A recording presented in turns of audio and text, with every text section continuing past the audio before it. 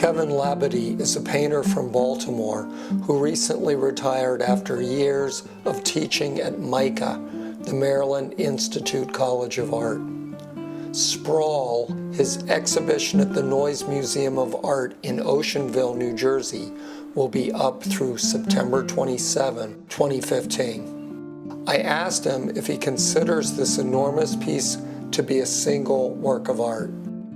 Yeah, I do consider it one work. I consider it, in a way, my life's work.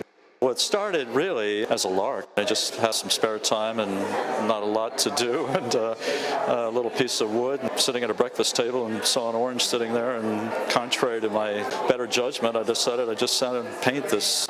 Next morning I got up and felt like needed a neighbor, so for the next month or so I just made it my mission to add a neighbor every day. And I was just working from left to right, so pretty soon I had a line of these things. So what started out as a way to kill time between other projects has become quite large. I asked him how many neighbors have joined the line. 150 pieces. I think in the show there I had 114. As I saw it in my head all along, it was just one long wall. I thought, wouldn't life be great if I could just find that infinite wall? A viewer is immediately struck by the wide variety of styles all mixed together in Kevin's piece. I put one, say, abstract painting right next to a figurative piece. I see them as often having certain analogies in their focus. They could be seen as speaking about the same idea in a different way. I've done a lot of traveling, especially when I was growing up, and style carries a certain analogy about travel and different ways of seeing the world and thinking about the world.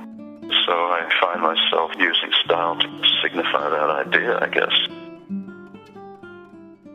My life now is really pretty sedentary. We've lived in this 4-block radius for the last 30 years. My wife and I take trips every year, a 2-week trip somewhere, and I'll come back with all these flavors in my head and find myself unconsciously working the stuff into my work.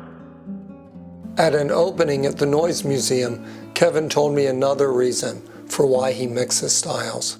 It's probably also a funny result of teaching for many years and finding myself talking about all these different ideas with students. I have this sense that everybody's got something interesting to say, so I try to tag along with that, and I guess somehow it's kind of boomeranged back on me, and I pick up on that.